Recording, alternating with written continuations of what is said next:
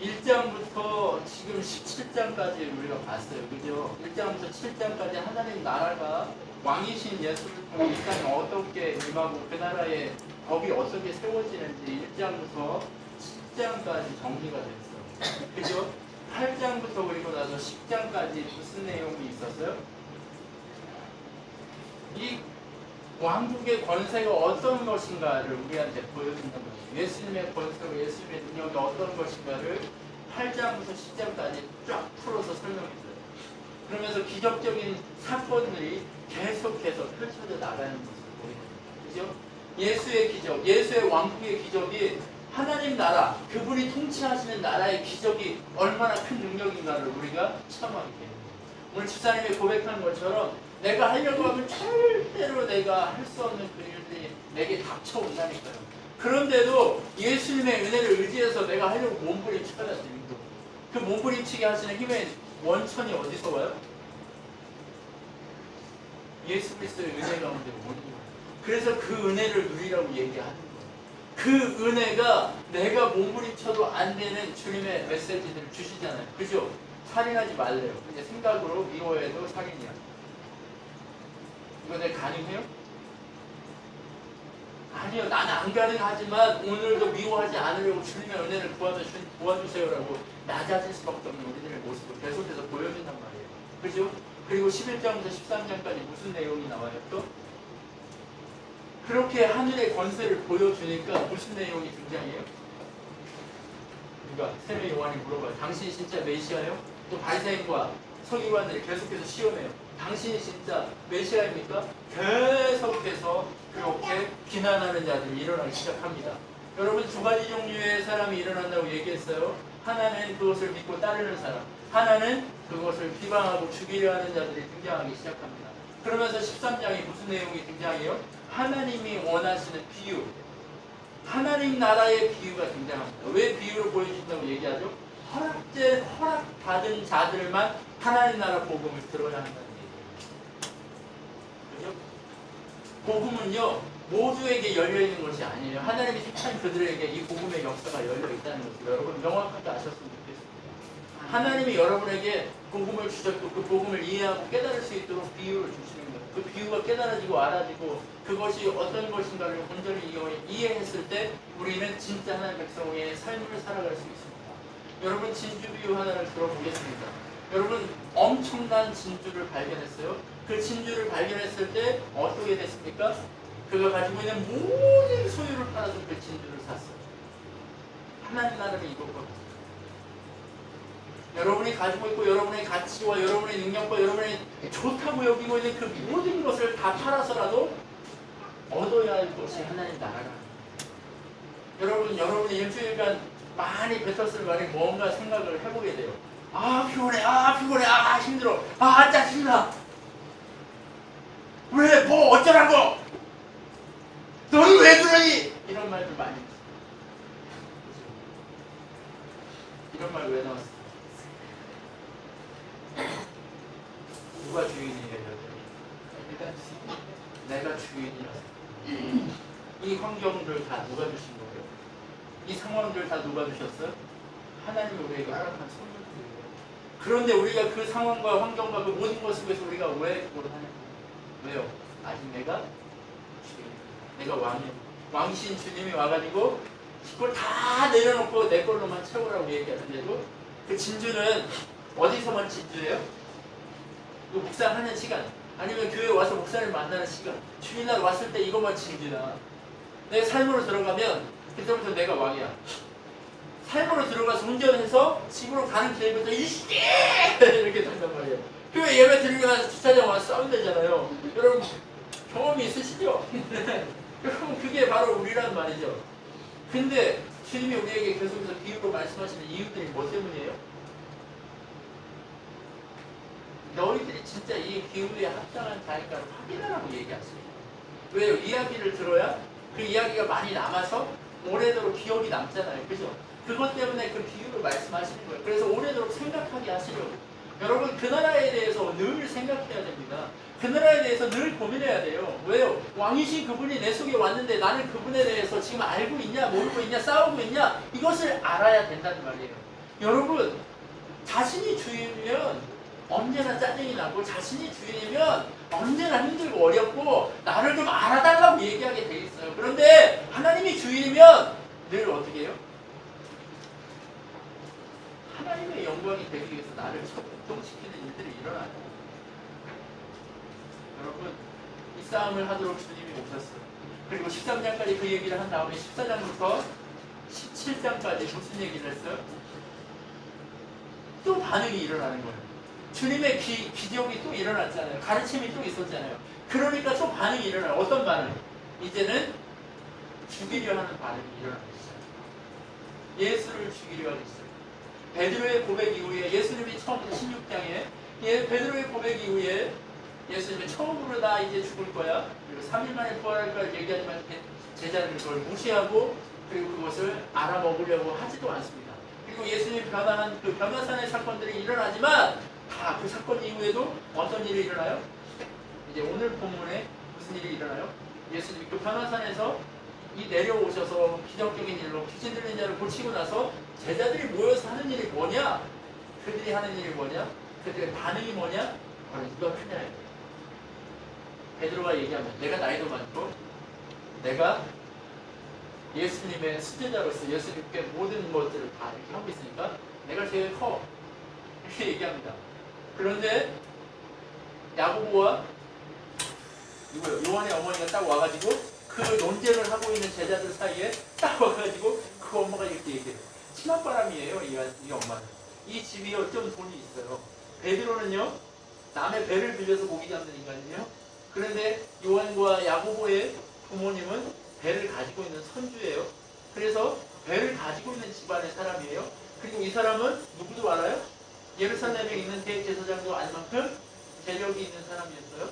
그러다 보니까 예수님이 십자가에 달릴 때에 그곳에 베드로를 데리고 들어갈 수 있었던 능력의 사람이 누구였냐? 예수님의 제자 요한이었어요.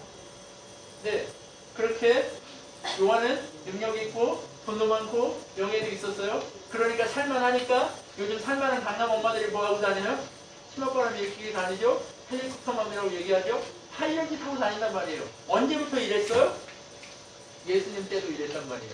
이러지 않은 때가 없었어요. 자, 이러지 않은 때가 없었단 말이에요. 헬리콥터가 딱 날라와가지고 뭐라고 얘기해요? 우리 아들을 하나는 오른편, 하나는 왼편에 놓아주십시오라고 딱 얘기를 한단 말입니다. 왼편과 오른편에 딱 놔달라는 얘기는 뭐예요? 이 땅에서 예수님이 왕국을 세울 거라고 생각하는 거예요. 이 땅에 하나님 나라가 어떻게 생길 것인가에 대한 생각을 어떻게 가져요? 로마를 무너뜨리고 이 땅에 엄청난 나라를 세울 건데 예수님이 왕 될 때 우리 아들 2명이 국무총리가 됐으면 좋겠다. 자의정, 영의정 했으면 좋겠다. 이런 얘기 하는 거예요. 여러분, 그런데 예수님이 무슨 소리 하는지 아세요? 네가 얘기하는 걸 네가 알고 얘기하니? 니들이 내 잔을 마실 수 있니? 라고 물어봐요.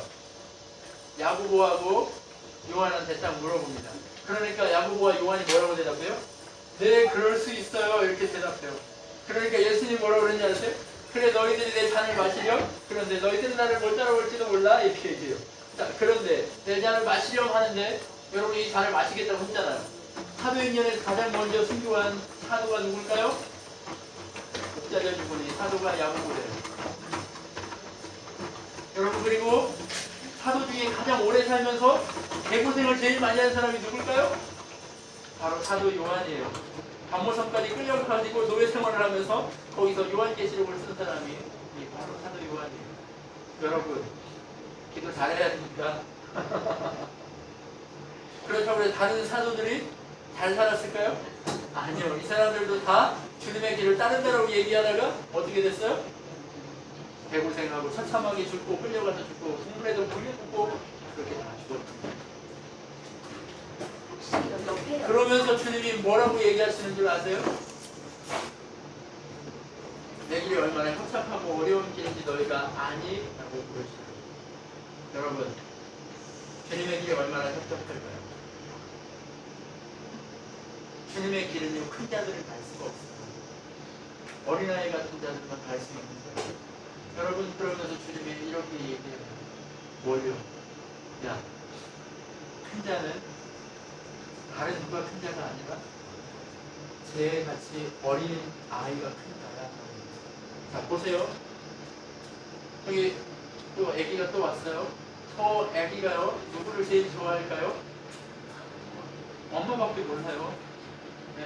근데 엄마한테 있어야 되는데 엄마를 쳐다보면서 사모님한테 가 있는데, 자, 엄마밖에 몰라요. 여기 엄마 없으면 제가 저기 저러고 있을까요? 아니요, 우리 교회 온 애들 다 순하나 봐요. 엄청 순하네요, 쟤도. 자, 여러분 엄마밖에 모르는 거예요. 그 아이가 엄마가 최고의 보물인 거예요. 엄마가 진주와 같아요. 아까 얘기했죠? 그 진주와 같은 거예요. 그래서 엄마를 그렇게 사모해요. 자기의 모든 걸 다 내려놓고 엄마만 봐요. 그렇죠? 이런 자들만 하나님 나라에 합당하다라고 얘기해요. 그러니까 그러면 누가 하나님 나라에 갈 수 있어요? 아무도 못 가겠네요? 아니, 하나님 하시면 간다라고 계속해서 얘기하잖아요. 그러면서 무슨 얘기를 하냐? 그러면 예수님 베드로가 물어봐요. 얼만큼 용서해 줘야 될까요? 이런 얘기를 합니다. 큰 자 얘기를 하다가, 그러면 우리는 큰 자 얘기를 하다가 그러면 우리는 아무도 하나님 나라 못 가겠네 이런 얘기 하다가 갑자기 이제 그러면 용서를 몇 번 해야 될까요? 이런 얘기를 합니다. 몇 번 용서해야 될까요? 예, 7번씩 7번 용서하래요. 자, 왜 7번씩 7번의 여기 내용이 나왔을까요? 구약에 7번이라는 얘기가 나옵니다. 이게 누구요? 가인이 하나님께 구합니다. 저 몇 번이나 용서받을 수 있어요. 저를 죽이면 몇 배 벌을 받아야 되나요? 그러니까 7배 벌 받을 거야 얘기했어요. 그러니까 가인의 후손이 또 이것을 이용해 먹어서 나를 죽이려고 하는 자는 몇 배? 70배의 벌을 받을 거야라고 라멕이라는 인간이 또 이걸 이용해 먹습니다. 그러니까 뭐라고 얘기합니까? 오늘 베드로가 자기는 7번 정도 용서하는 게 이스라엘 백성이 7번 정도 용서하는 게 맞나 봐요. 그래서 7번 정도 용서를 한다는 거예요. 그럼 몇 번 용서할까요? 그러니까 예수님이 이 두 가지를 다 적용해가지고 모든 자를 용서하지 않는 자의 벌은 몇 번? 77에 49, 490번의 벌을 받을 거야 라고 얘기하는 거예요. 그러면 몇 번 용서해야 돼요? 최소한 490번을 용서해야 돼. 그 이상 용서하라고 얘기하는 거예요. 그러니까 뭐라 그래요? 용서 못하겠네요. 아무도 하나님 나라 못 가겠네요. 나는 하나님하고 상관없겠는데요? 이런 생각을 한단 말이에요. 그러니까 예수님이 뭐라고 얘기하냐? 용서하는 이 달란트 비유를 얘기합니다. 인간으로서는 할 수 없지만 하나님으로서는 할 수 있습니다라는 얘기를 하고 싶은 거예요. 용서받아야 될 달란트 비유를 얘기하는데 어떤 용서받아야 돼요? 일반 달란트 빚진 자가 주인한테 탕감 받았어요. 그런데 길을 가다가 100데나리온 빚진 자를 보고 감옥 가뒀습니다.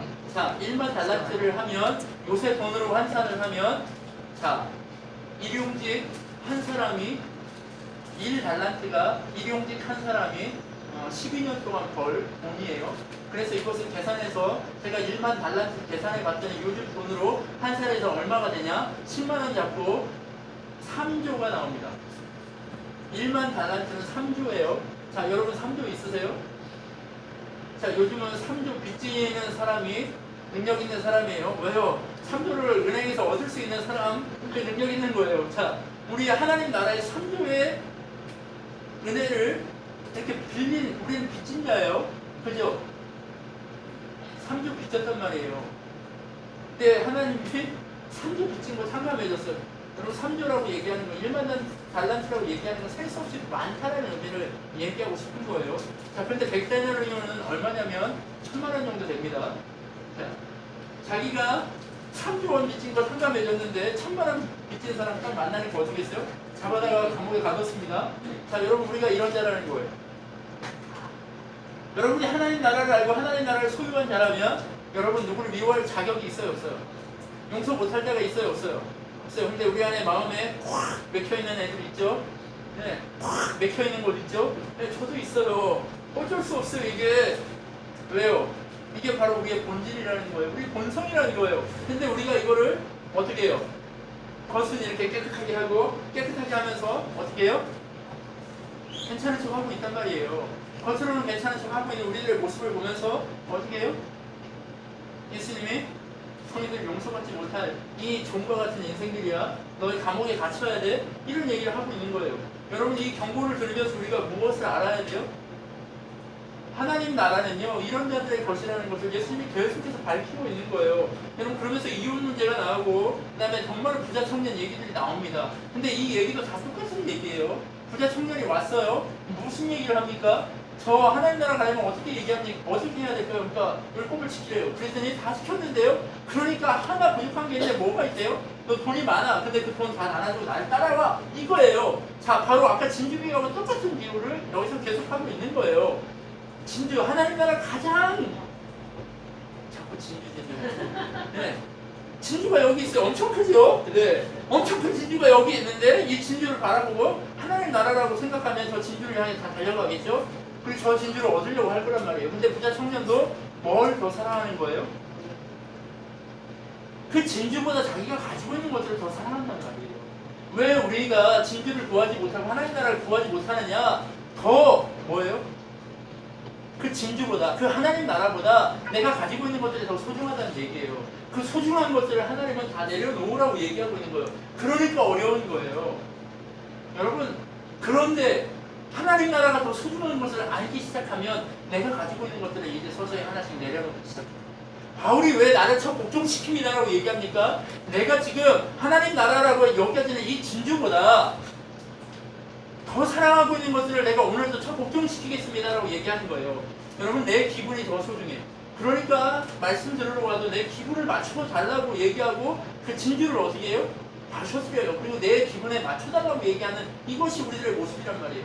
여러분 어린아이들이 그렇죠? 어린이들이 내 마음이 불편해. 그러면 막 물어버려 갑자기. 그러면 그 분위기 어떻게 할 거야? 그죠? 그것과 똑같다는 얘기예요. 우리가 하나님 나라를 바라보면서 어린아이처럼 그렇게 진주를 사고 내가 그 진주를 위해 목숨을 걸어야 하는데 내 맘대로 안 되면 내가 울어버린단 말이에요. 이게 바로 우리들의 현재의 모습이라는 얘기예요. 그렇기 때문에 우리가 예수님이 계속해서 지금 19장에 가서도 그런 얘기를 하고 포도원 품꾼 비유를 또 얘기합니다. 포도원 품꾼 비유를 뭐 어떻게 얘기하냐면 아침에 6시에 가가지고 저작거리에 가지고 일할 사람들을 불러다가 야 내가 한 데나리온 줄게 10만원 줄게 하고 데려왔어요.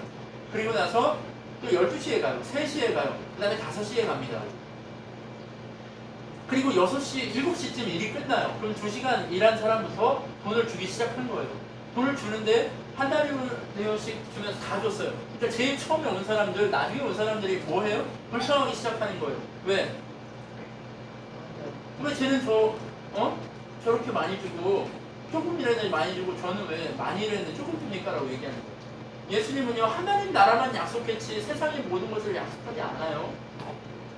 여러분이 즐거워할 것까지 함께 주지 않아요. 뭐만 주세요? 하나님 나라만 주는 거예요. 여러분이 하나님 나라를 지켜가는 것이 얼마나 어려운지 알고 계시지만 그 나라를 지키라고 하는 거예요. 환경과 상황과 문제들이 많이 찾아오지만 그 하나님 나라 그것을 너희가 지키느냐 아니냐의 싸움을 시키는 거예요. 지금 힘드세요? 하나님 나라를 지켜가십시오. 하나님 나라를 보십시오. 반딧불처럼 보이지만 세상에서 하나님 나라를 보면 그 하나님 나라가 반딧불처럼 보이지만 그 하나님 나라를 지켜갈 때 진정한 하나님 나라 아직 우리에게 수여되진 영원한 하나님 나라가 여러분에게 주어질 것이라는 것을 여러분 알고 그것을 지키기 위해서 몸부림쳐야 될 거예요. 여러분 지금 우리가 해야 될 것은 다른 것이 아니라 하나님 나라에 합당한 사람인가 아닌가에 대한 그 생각을 우리가 가져야 한다는 거예요. 그러면서 예수님이 뭐라고 얘기해요? 나는 섬김을 받으려 하는 게 아니라 섬기러 왔다라고 얘기합니다. 마태복음 20장 28절에 그 내용이 그렇게 명확하게 나오는 거예요. 하나님 나라에 합당한 자는 내가 너희들을 섬기는 것처럼 그 하나님 나라를 위해 너희를 섬기는 것처럼 섬기는 자에게만 하나님 나라가 합당하다라고 얘기하는 거예요. 여러분 어떠세요? 하나님 나라에 합당하십니까? 지금 이제 18장부터는 계속해서 너희들이 하나님 나라에 합당하냐 아니냐의 싸움을 시키고 있는 거예요.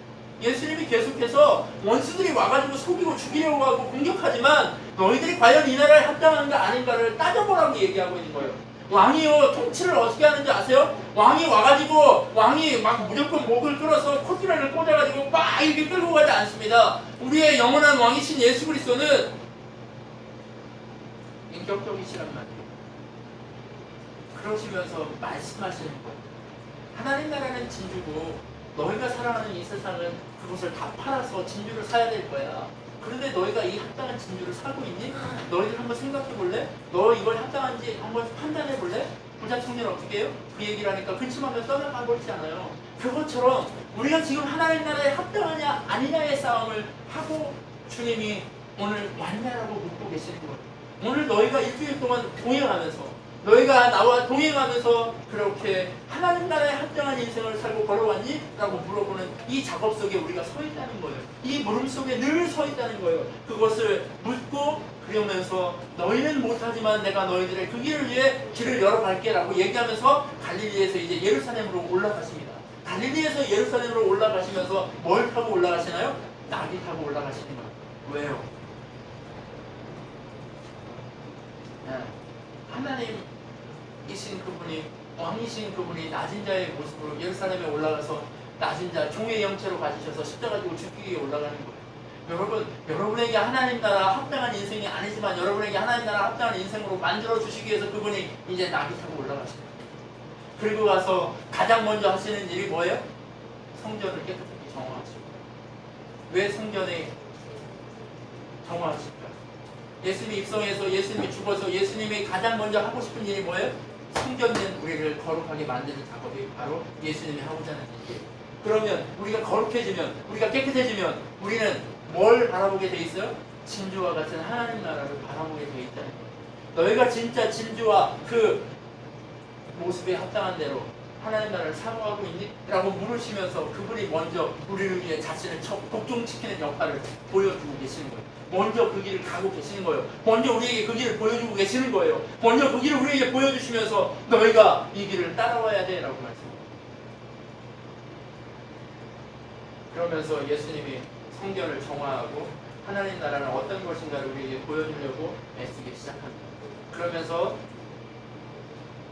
포도원에 가서 두 아들을 보내면서 일 가서 할래? 라고 물어보는 작업입니다.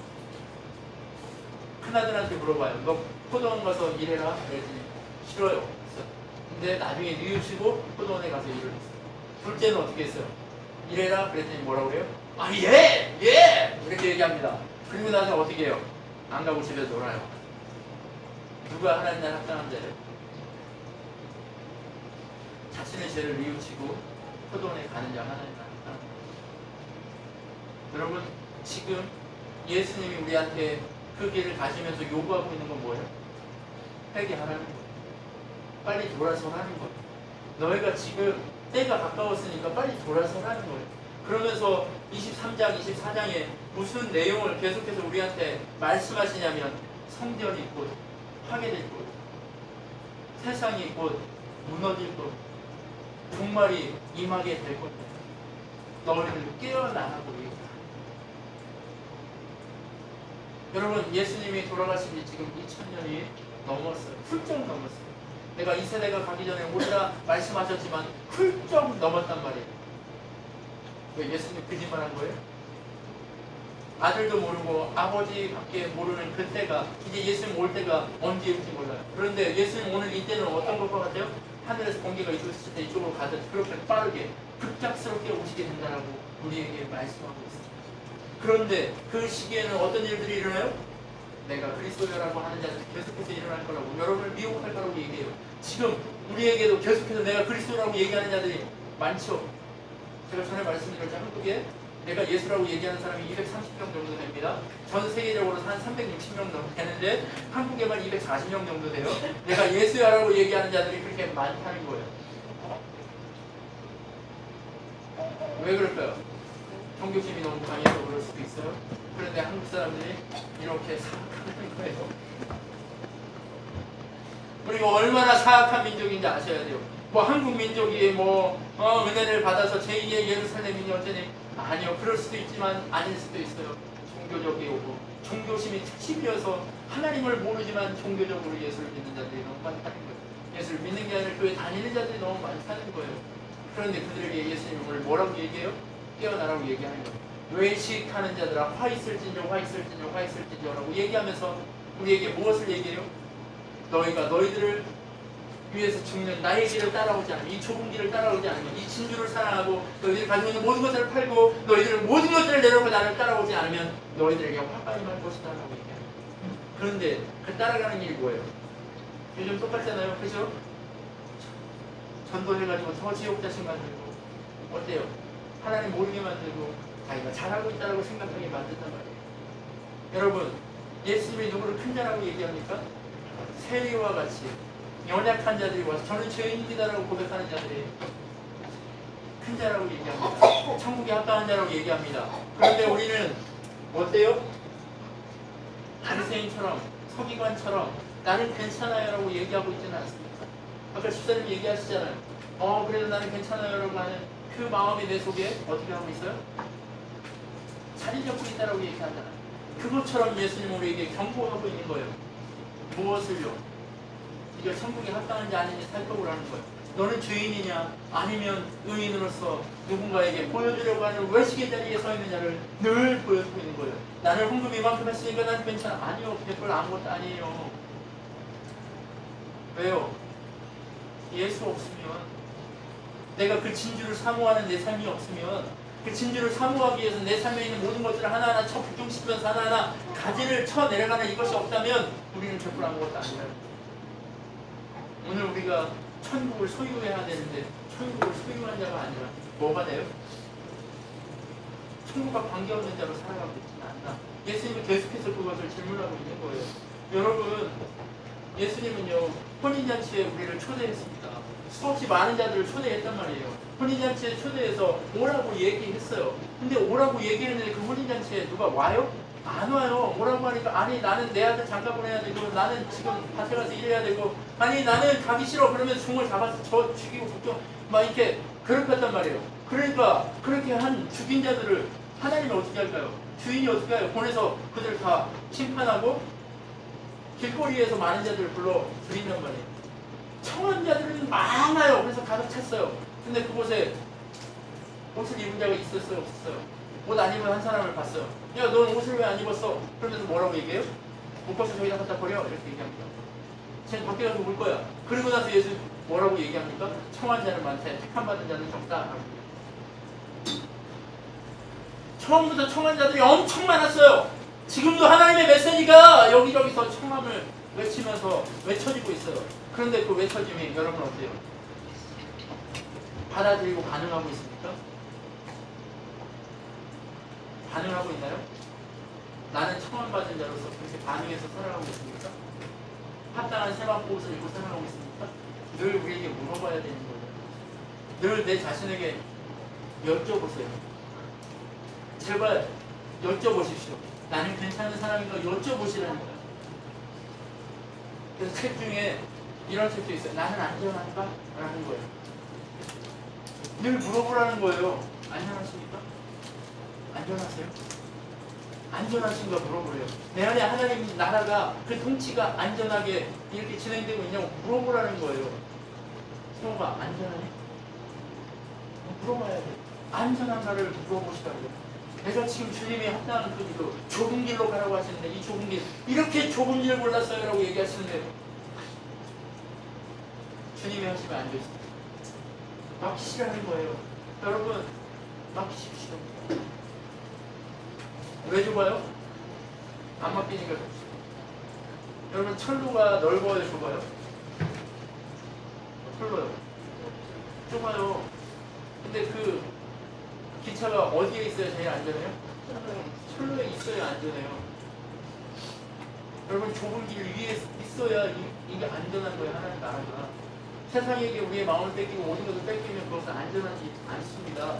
그렇기 때문에 여러분 큰 재난이 일어나고 주님이 오실 그날이 우리 삶 가운데 일어나고 있다는 것을 여러분 아셔야 됩니다.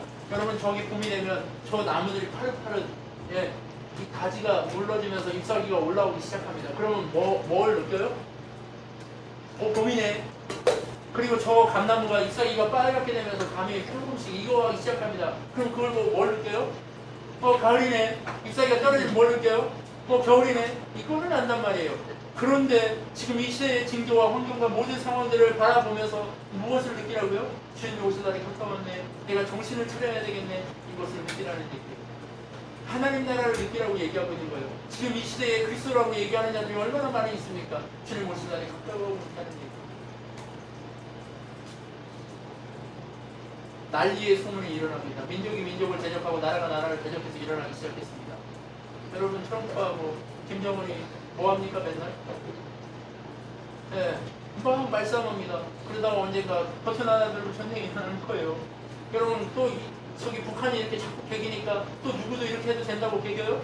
엊그저께 누가 이란이 또 미사일 쐈어요. 여러분 지금 세계가 난리예요. 여러분 IS 일어나고 난리 아닙니까 지금.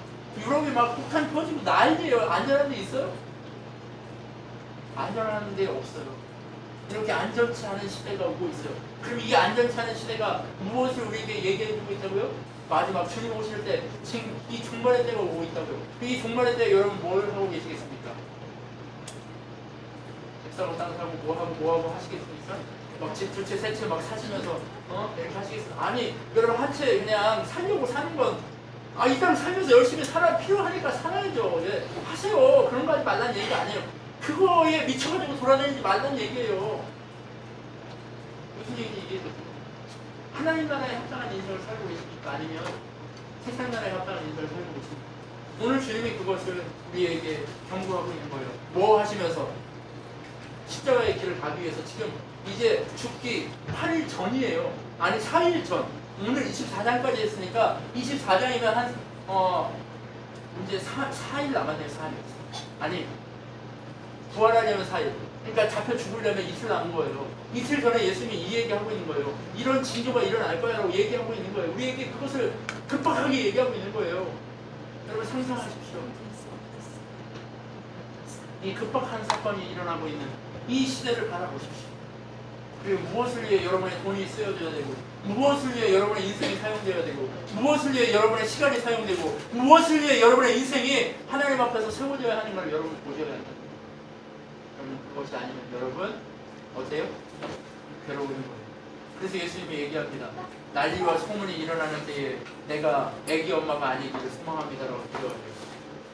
그 다음에 기도하셔야 돼요. 빨리 크라고. 사모님, 애가 빨리 커야 됩니다. 그만큼 급박하다는 거예요. 뒤를 돌아볼 때가 아니라는 거예요. 내가 집에다 뭘 놓고 왔는데 돌아서서 집으로 들어가지 말라는 거예요. 내가 밭에다 옷을 놓고 왔는데 달려가지 말라는 거예요. 어디로 달려가래요? 산에 가서 숨으라는 거예요. 왜 숨어요? 세상 사람들 하나님 나라 중심으로 살지 않았기 때문에 산에 가서 숨으라는 얘기예요. 숨는다고 숨어져요? 안 숨어져요. 여러분 핵폭탄이 터지는데 숨어질까요? 어디도 안전하지 않습니다. 어디도 안전하지 않습니다. 누구 품만 안전하다는 거예요?